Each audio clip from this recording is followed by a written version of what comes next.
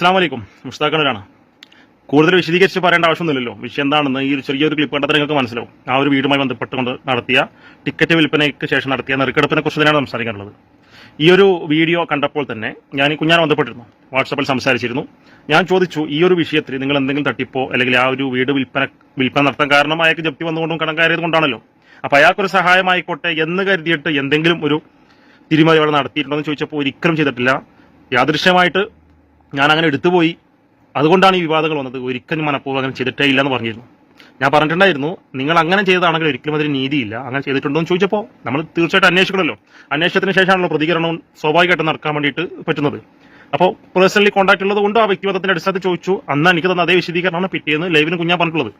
അപ്പം ഈ വിഷയത്തെക്കുറിച്ച് വ്യക്തിപരമായിട്ട് എനിക്ക് പറയാനുള്ളത്, കുഞ്ഞാന്റെ വിശദീകരണം സത്യമാണെങ്കിൽ അദ്ദേഹം പറഞ്ഞതുപോലെ ഒരു തട്ടിപ്പും കാണിച്ചിട്ടില്ല, അടിയിലത്തെ ഏതെങ്കിലും ഒന്ന് എടുക്കാന്ന് കരുതിയിട്ട് കൈയിട്ട് എടുത്തതാണെങ്കിൽ അത് അള്ളയും അദ്ദേഹം ആയിക്കോട്ടെ, കളവും ചതിയും കാണിച്ചിട്ടില്ലെങ്കിൽ ആർക്കും അത് തെളിയിക്കാൻ കഴിയില്ല. ഇനി പക്ഷേ കുഞ്ഞാൻ മനസ്സിലാക്കേണ്ട ഒരു കാര്യമുണ്ട്, ഇപ്പോ മറ്റുള്ളവര് ചോദിക്കുന്നവരെ ഒരിക്കലും കുറ്റം പറയാൻ കഴിയും. വിഷയത്തിൽ ഒരിക്കലും ചോദ്യം ചോദിക്കുന്നവരെ കുറ്റം പറയാൻ കഴിയില്ല, മനഃപൂർവ്വം കള്ളനാക്കുന്നതാണ് എന്ന് പറയാൻ കഴിയില്ല.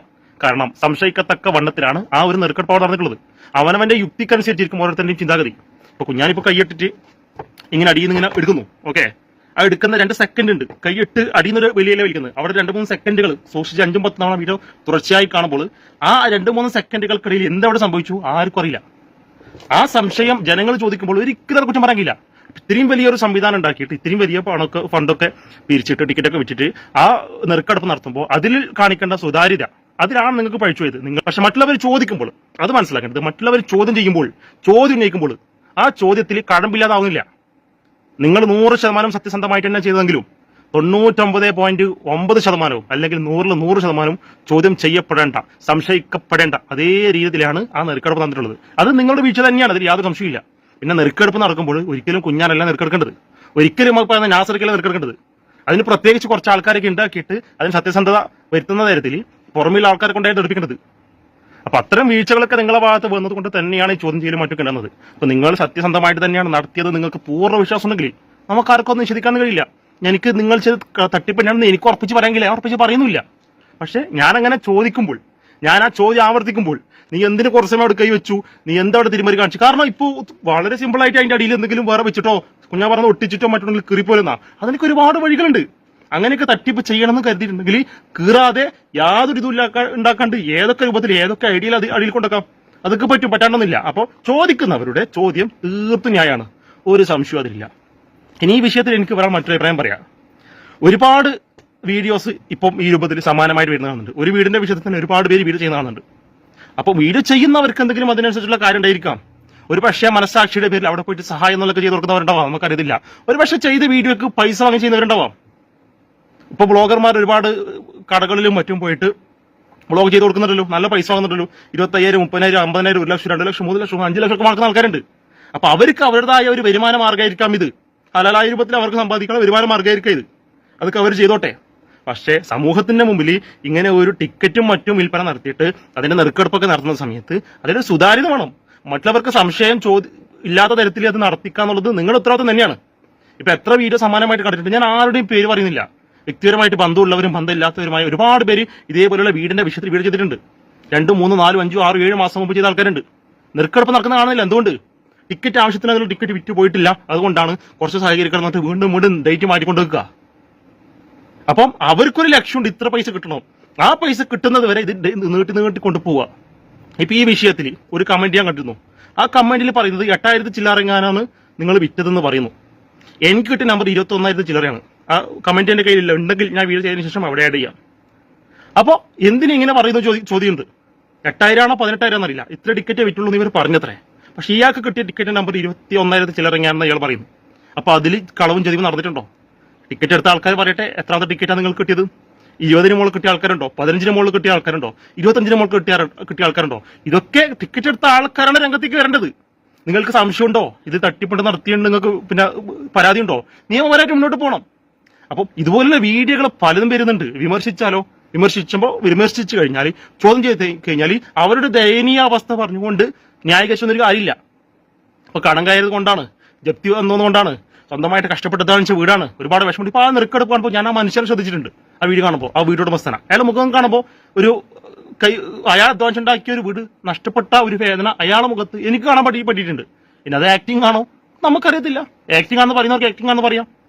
അപ്പം ഇത്തരത്തിലുള്ളൊരു ദയനീയ അവസ്ഥ ചൂണ്ടിക്കാണിച്ചുകൊണ്ട് ഫണ്ട് പിരിവ് നടത്തുമ്പോൾ ടിക്കറ്റ് വിൽപ്പന നടത്തുമ്പോൾ പൈസ കൊടുക്കുന്ന ജനങ്ങൾക്ക് അതൊന്നും നോക്കേണ്ട ആവശ്യമൊന്നുമില്ല. അവരുടെ ലക്ഷ്യം ആ ഒരു വീട് സ്വന്തമാക്കുക എന്ന നിലക്ക് മാത്രമേ പൈസ കൊടുക്കുന്ന ആൾക്കാരുണ്ടാകുക. അല്ലെങ്കിൽ വീട് പോയാലും പോട്ടെ അയാൾക്ക് സഹായിക്കോട്ടെ എന്ന് കരുതി കൊടുക്കുന്ന ആൾക്കാരുണ്ടാവും. ഓരോ ആൾക്കാർക്ക് ഓരോ മെന്റാലിറ്റിയാണ്. അപ്പൊ വീഡിയോ ചെയ്യുന്ന ആൾക്കാർ ശ്രദ്ധിക്കേണ്ട കാര്യം, നിങ്ങൾ ഒരു വീഡിയോ ചെയ്തിട്ട് ഇത്രാധികം നെറുക്കെടുപ്പ് എന്ന് പറഞ്ഞാൽ ആ സമയത്ത് നെറുക്കെടുപ്പ് നടത്താൻ നിങ്ങൾക്ക് ഉത്തരവാദിത്തമുണ്ട്. പിന്നെ ഇത്ര ടിക്കറ്റ് കിട്ടിയിട്ട് നമ്മൾ ടിക്കറ്റ് കിട്ടിയിട്ട് എന്നിട്ട് വീണ്ടും ഡേറ്റ് മാറ്റുക, ഇത് ആൾക്കാർ ചോദ്യം ചെയ്യുക, കമന്റ് ബോക്സിൽ അതിനെക്കുറിച്ച് തർക്കിക്കുക, അതൊക്കെ സാഹചര്യം ഉണ്ടാക്കി കൊടുക്കണ്ട. ഇപ്പൊ പുതിയൊരു ട്രെൻഡായിട്ട് ഇത് മാറാനും അടുത്ത തട്ടിപ്പിനുള്ള ഒരു പോംവഴിയായിട്ട് ഇത് മാറാനും സാധ്യതയുണ്ടെന്നല്ല തീർച്ചയായിട്ടും അളവിൽ മുന്നോട്ട് പോകും, ഒരു സംശയം വേണ്ട. കാരണം മറ്റുള്ളവർക്ക് പുതിയ പുതിയ മാർഗ്ഗങ്ങൾ കാണിച്ചു കൊടുത്തു. ഇതൊക്കെ ലീഗലി മുന്നോട്ട് പോകുന്നുണ്ടാണെങ്കിലും പാലക്കാട് ഒരു കല്യാണ വിഷയത്തിൽ അറിയാലോ 2 കൊല്ലം മുമ്പ് ഒരു എത്തിയമായ പെൺകുട്ടിയാണെന്നൊരു വീഡിയോ പ്രത്യക്ഷപ്പെടുന്നു. 2-3 ദിവസം കൊണ്ട് എത്ര കോടിയാ വന്നേ? 2.5 കോടി. അപ്പൊ എത്ര കോടി വന്ന കല്യാണ വിഷയത്തിൽ പാലക്കാട്ടെ? എന്നിട്ട് എന്തായി? Account free ചെയ്യപ്പെട്ടില്ലേ? ഫ്രീ ചെയ്യപ്പെട്ട അക്കൗണ്ടിലുള്ള ഫണ്ട് റിലീസാക്കിയിട്ട് ഒരു സമൂഹ വിവാഹം എന്ന പേരിൽ ഒരു കല്യാണം തട്ടി കൂട്ടിയിട്ട് ആ ഫണ്ട് 5-8 മാസം 9 മാസം കാലം ഒരു ജ്വല്ലറിയിലും ഒരു ഇലക്ട്രോണിക് ഷോപ്പിലും നിക്ഷേപിച്ചിട്ട് മാസ വരുമാനം വാങ്ങിയിട്ട് മുണങ്ങിയ ആൾക്കാരെ കുറിച്ചൊക്കെ പുറത്തു പറഞ്ഞിട്ടുണ്ട്. എന്തേ ആ വിഷയത്തിലൊക്കെ പൈസ കൊടുത്ത ആൾക്കാർ, നമ്മൾ പൈസ കൊടുത്ത ആൾക്കാരെന്നിട്ട് ഒരു 10 പേര് കേസ് കൊടുക്കാൻ മുന്നോട്ട് വന്നോ? ഒരു 10 പേര് വന്നോ? ഇപ്പോഴും കേസ് കൊടുക്കാനുള്ള വകുപ്പുണ്ടല്ലോ. അപ്പൊ ഇങ്ങനെ സോഷ്യൽ മീഡിയയിൽ ഓരോരുത്തർക്കും ഇപ്പൊ എനിക്ക് എന്റെ പേജിൽ ഈ വീഡിയോ പോസ്റ്റ് ചെയ്താൽ 10 ആൾ കണ്ടാൽ, 15 ആൾക്കാർ കണ്ടാൽ, 20 ആൾക്കാർ കണ്ടാൽ, 1 ലക്ഷം ആൾക്കാർ കണ്ടാൽ 5, 10, 500, 100 പേര് എന്നെ ഫോളോ ചെയ്തേക്കാം. അപ്പൊ നമ്മളെ സംബന്ധിച്ചിടത്തോളം പേജിന്റെ ഒരു വളർച്ചയാണത്. ഇതേപോലെ വീഡിയോ ചെയ്തിട്ട് വരുമാന മാർഗം ഉണ്ടാക്കുന്നവർക്ക് വരുമാന മാർഗം ഉണ്ടാക്കാനുള്ള കണ്ടന്റ് മാത്രമാണ് ഇത്തരം വിഷയങ്ങൾ. അപ്പൊ നിങ്ങളെപ്പോലുള്ള സാധാരണക്കാരായ ആൾക്കാർ മനസ്സിലാക്കേണ്ടത് തട്ടിപ്പും വെട്ടിപ്പും പല കോലത്തിൽ നടക്കുന്നുണ്ട്. തട്ടിപ്പിന്റെ പിന്നാമ്പുറ കഥകൾ കണ്ടുപിടിച്ചിട്ട് അത് പറയാതിരിക്കാനും അതിനെതിരെ പ്രതികരിക്കാതിരിക്കാനും പണം വാങ്ങിയിട്ട് പോക്കറ്റിലാക്കുന്നവർ വേറെ വിഭാഗമുണ്ട്. അപ്പൊ ഇതിന്റെയൊക്കെ ഇടയിൽ കിടക്കുന്ന ജനങ്ങളായ സാധാരണക്കാരായ ആൾക്കാർ പൊട്ടന്മാരാവാണ് സത്യം പറഞ്ഞാൽ. അപ്പൊ ചുരുക്കി പറഞ്ഞു കഴിഞ്ഞാൽ ഒരുപാട് തട്ടിപ്പുകളും ഒരുപാട് വെട്ടിപ്പുകളും ഒരുപാട് പുതിയ പുതിയ രൂപത്തിൽ പഴയ വീഞ്ഞ് പുതിയ കുപ്പിയിലാക്കിയിട്ട് വരുന്ന കാലഘട്ടമാണ്. ബുദ്ധി ഉണ്ടെങ്കിൽ, യുക്തി ഉണ്ടെങ്കിൽ, ചിന്താശേഷി ഉണ്ടെങ്കിൽ നിങ്ങൾ ചിന്തിക്കുക, നിങ്ങൾ ചിന്തിച്ചിട്ട് മനസ്സിലാക്കുക. സോഷ്യൽ മീഡിയയിൽ കമന്റ് ബോക്സിൽ തെറി വിളിച്ചിട്ടൊന്നും ഒരു കാര്യമില്ല. നിങ്ങൾ ഈ വിഷയത്തിൽ പ്രതികരിക്കുന്നവരാരാണോ അവരുടെ കമന്റ് ബോക്സിൽ പോയിട്ട് 100 തെറിവിളി ഈ നെറുക്കെടുപ്പ് നടത്തിയവർക്കും അതിന്റെ സംഘാടകർക്ക് നടത്തിയാലും ആ വീഡിയോ ചെയ്തവന്റെ കമന്റ് ബോക്സിൽ കമന്റ് കൂട്ടുന്നതിന് അനുസരിച്ചിട്ട് റീച്ച് വർദ്ധിക്കും, ഫോളോവേഴ്സ് ഉണ്ടാവും, വരുമാന മാർഗമുള്ള പേജാണെങ്കിൽ അവർക്ക് വരുമാനം കിട്ടുന്നില്ലാണ്ട് വേറൊരു തേങ്ങ നടക്കാനില്ല, ഒരു മുടിയും നടക്കാനില്ല.